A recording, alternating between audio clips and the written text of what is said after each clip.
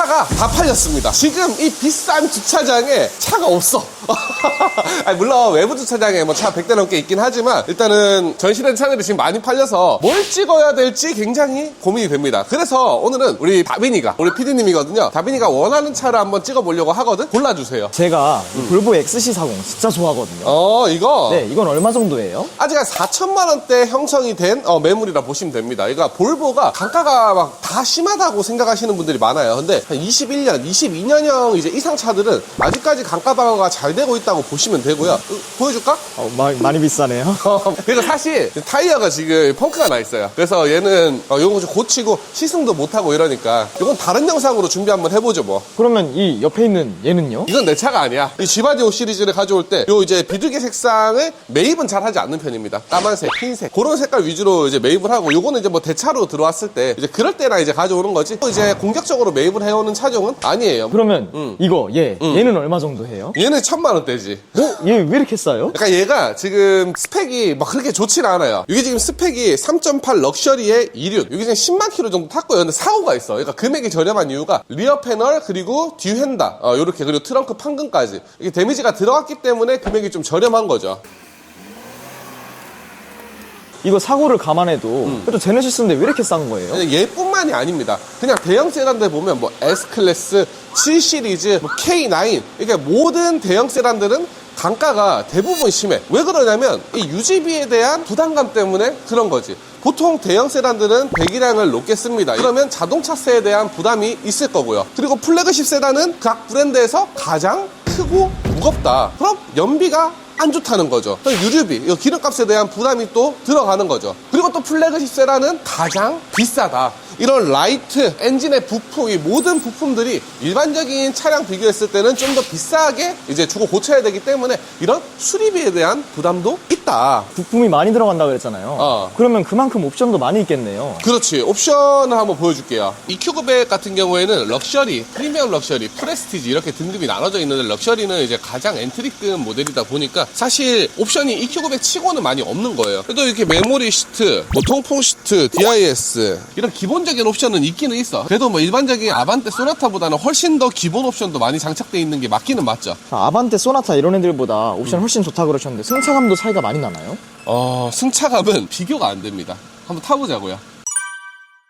이런 차들의 소재를 보면 그래도 일반적인 차들이랑은 많이 다르다는 걸 알 수 있습니다. 이런 뭐 시트의 가죽의 질감, 그리고 가죽이 얼마만큼 이런데 많이 도어 트림이나 대시보드나 이런데 많이 쓰였는지 이런 게 이제 고급 세단의 이제 표가 나는 거거든. 그리고 내장재나 흡음재 이런 부분들도 굉장히 많이 이제 사용을 합니다. 이 흡음재가 많이 들어갈수록 차가 당연히 조용해져요. 이 롤스로이스 같은 차들은 진짜 흡음재를 막 100km 이상 이렇게 썼다 하더라고. 지금 얘도 이제 예열을 어느 정도 거치고 이제 딱 드라이브 모드로 놓으면 거의 엔진 소음이 실내로 들어오지 않는다. 뭐 떨림도 당연히 느껴지지 않고요. 이런 일단 소음도 승차감의 이제 중요한 요소 중에 하나가 되고요. 그리고 하체도 이제 부품이 더 들어가요. 막 토션빔 이런 애들이랑 이제 비교가 안 되고, 멀티링크에 다른 차들이랑 비교를 하더라도 일반적인 차들의 이제 하체랑은 완전히 다른 그런 느낌을 보여줍니다. 지금도 방지턱을 이렇게 넘어도 충격이 거의 몸으로 전달이 되지 않거든요. 좀 이렇게 세게 넘어도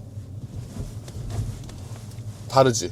확실히 좋긴 좋네요. 그리고 6기통의 이제 자연흡기라서 엄청 막 빠르다 뭐 이런 건 아니지만, 그래도 이제 배기량이 깡패라는 말이 있잖아요. 3800cc급 엔진을 쓰기 때문에 주행에서도 막 답답함을 느끼거나 그렇진 않습니다. 내장재만 많이 쓴 게 아니라 실내도 확실히 디자인이 다르네요. 그치, 다르지. 그래도 가격이 몇 배나 차이 나잖아. 이게 차가 전장이 굉장히 길잖아요. 5m가 훌쩍 넘는 차량인데, 이 전장이 길면 당연히 휠베이스도 길어집니다. 휠베이스가 긴 차량들은 승차감이 그래도 훨씬 더 유리한 게 있더라고. 근데 일반적으로 이제 뭐 F150이나 이렇게 이제 휠베이스가 그냥 넓은 차들, F150은 화물이잖아. 어디 뭐 픽업 트럭인데, 근데도 이제 압도적인 휠베이스에서 오는 그 좋은 승차감이 있더라고요. 그래서 뭐 휠베이스가 넓은 차들은 운동 성능 자체는 뭐 어떻게 안 좋을지 몰라도 일반적인 승차감 면으로 봤을 때는 유리하다. 장시간 운전을 해도 피로도는 매우 적다.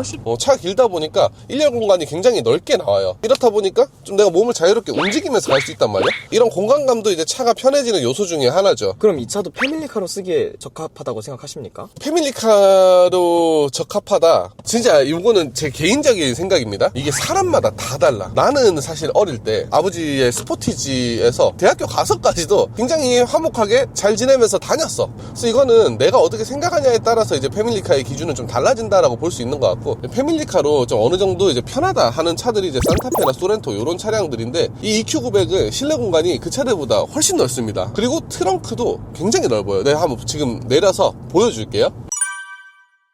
이 국산차 중에서는 가장 넓은 또 트렁크를 가지고 있습니다. 이게 깊이만 봤을 때, 넓이만 봤을 때는 SUV보다 더 넓어요. 근데 이제 SUV는 장점이 위로도 이제 많이 쌓을 수가 있기 때문에 뭐 유모차, 캐리어 이런 것들은 충분히 들어간다. 그래서 뭐 패밀리카로 쓰기에 이 정도면 공간으로 봤을 때는 부족하지 않다. 근데 이제 연비가 문제죠. 이 중량이 이제 2톤 정도 되고 6기통 3800cc 엔진을 쓰고 이러다 보니까 굉장히 사악한 연비를 가지고 있습니다. 실주행을 이제 해보잖아요. 이게 제원상 복합 연비도 나빠. 근데 실 연비는 더 나쁘거든요. 웬만큼 막히는 도로, 좀 내가 정체되는 출퇴근길을 이제 시내 주행을 하고 있다. 그럼 정말로 5km, 6km의 연비를 실제로 볼 수 있어. 아, 이거 너무 인터넷에서 오버하는 거 아니야 하는 연비를 쉽게 볼 수 있습니다. 그리고 막히지 않는 시내를 주행을 해도 사실 연비가 10일 넘는 일은 거의 없을 거예요. 한 7km, 8km, 뭐 좋아봐야 한 9km 정도 보시면 되고요. 고속 연비는 그나마 10을 넘길 수 있습니다. 한 12, 13 정도의 그 정속 주행을 했을 때